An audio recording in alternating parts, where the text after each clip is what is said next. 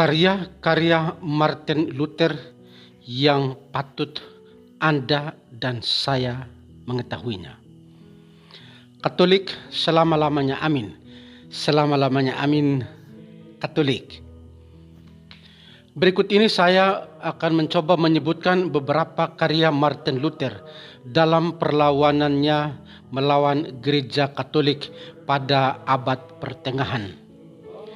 Karya-karya Martin Luther ini sudah saya jelaskan satu persatu dalam YouTube saya.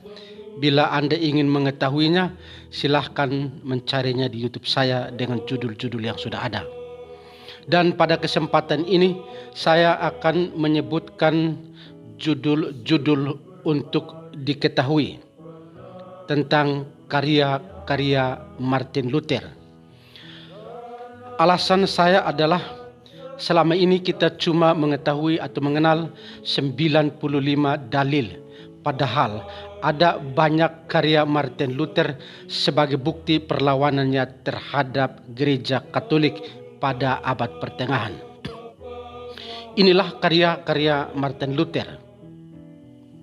Yang pertama, perdebatan melawan teologi skolastik pada tahun 1517.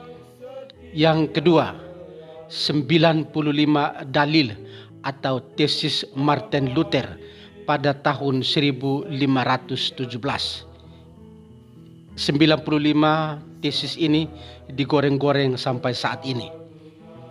Yang ketiga, sakramen yang penuh berkat dari tubuh mistik yang kudus dan benar pada tahun 1519.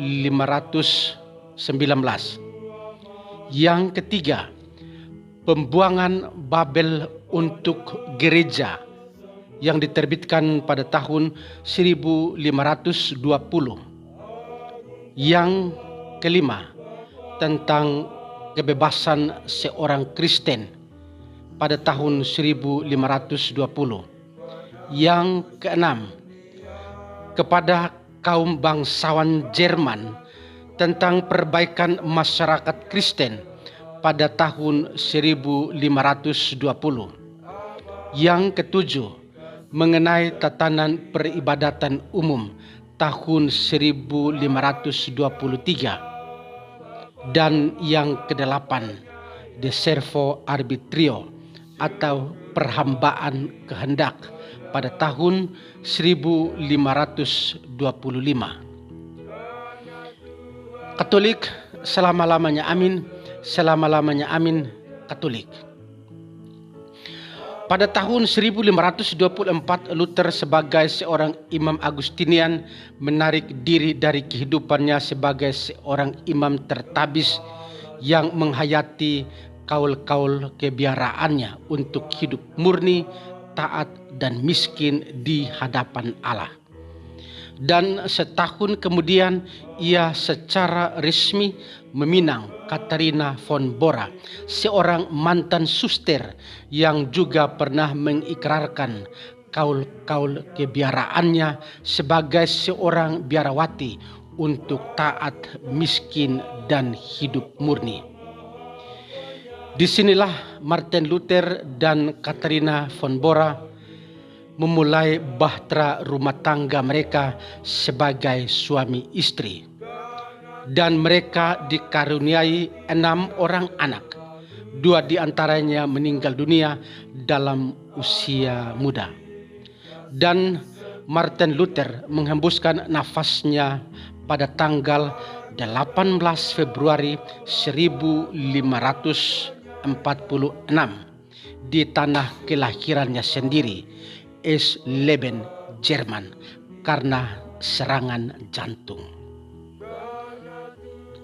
Inilah karya-karya Martin Luther yang perlu kita ketahui, karena selama ini yang kita tahu cuma 95 tesis yang begitu viral dan digoreng di mana-mana. Disinilah kita akan memahami seluruh pemikiran teologis Martin Luther sebagai seorang ex-imam Katolik, seorang ex-imam Ordo Agustinian yang murtad dari gereja Katolik dengan 3 solanya, sola fide, sola scriptura, dan sola gratia.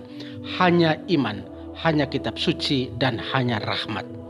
Orang yang beriman dan percaya hanya kepada kitab suci, dan dengan demikian memperoleh rahmat Allah yang dihadiahkan secara cuma-cuma kepada setiap orang yang percaya kepada Yesus.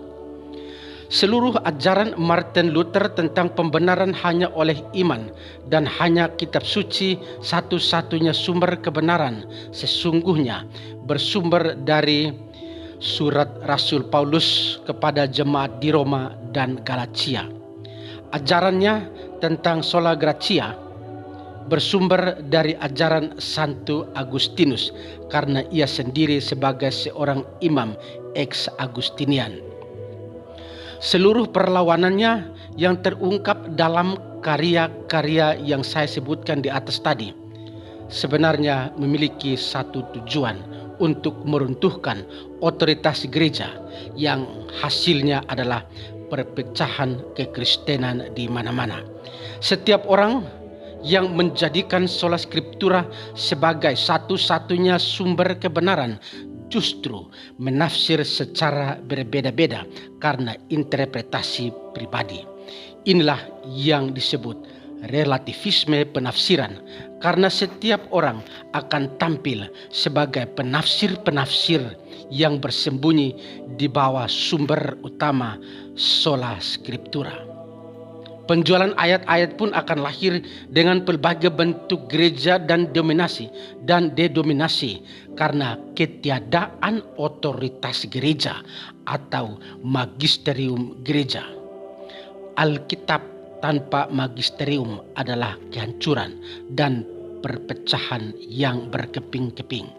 Buktinya jelas, saat ini saja sudah ada banyak sekte yang bersumber pada otoritas yang sama, yakni kitab suci, tetapi menyangkal Trinitas. Bagaimana mungkin satu sumber tetapi ada penyangkalan terhadap Trinitas?